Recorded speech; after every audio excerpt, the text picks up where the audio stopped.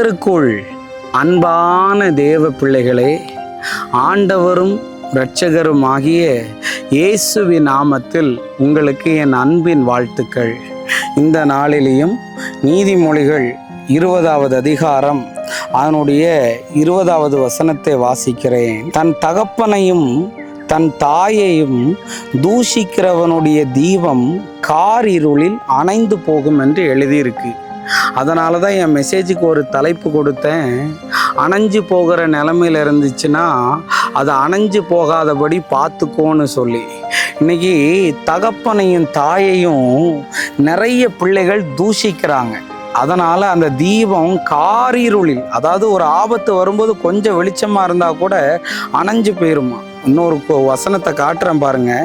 ஏசாயா 45வது அதிகாரம் 10வது வசனத்தில் எழுதியிருக்கு, தகப்பனை நோக்கி ஏன் என்னை ஜெனிப்பித்தா என்றும் தாயை நோக்கி ஏன் என்னை பெற்றா என்று சொல்லுகிறவனுக்கு ஐயோன்னு பைபிள் எழுதியிருக்கு. பார்த்தீங்களா? என்னை எதுக்கு நீ பெத்த, எதுக்கு என்னை வளர்த்தேன்னு சொன்னனாலே உனக்கு ஐயோவான். ஐயோனா ஆபத்துன்னு அர்த்தம்.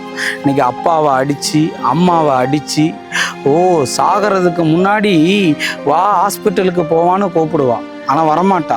செத்ததுக்கு அப்புறம் மோதிரம் என்ன, மாலை என்ன, புடவை என்ன, யார் பார்க்கறதுக்கு? ஊரை ஏமாத்திக்கிட்டு இருக்கிறேன்.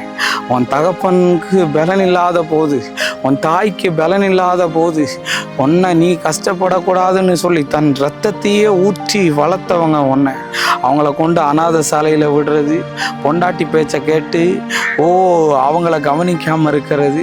உன் சாகிற நாள் வரையும் உன் தகப்பனையும் தாயும் நீ கனம் பண்ணலன்னா கர்த்தர் கனம் பண்ணுவார். நான் பண்ணிக்கிட்டு இருக்கிறேன். எங்கள் அப்பாவையும் எங்கள் அம்மாவையும் நான் என் கண்ணுக்குள்ளே வச்சு பொத்தி பொத்தி பார்த்துருக்குறேன். நீயும் அந்த மாதிரி செய். ஏன் என்னை பெத்த, நீ எல்லாம் இன்னும் சாகாமல் இருக்கிறேன்னெல்லாம் கேட்டுக்கிட்டு இருந்தா இந்த போராட்டம் மாறட்டும்.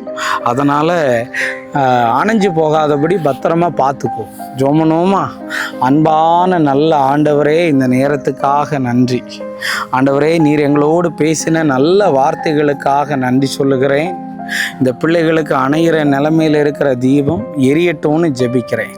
இயேசுவின் நாமத்தில் வேண்டுகிறேன் நல்ல பிதாவே. ஆமேன், ஆமேன்.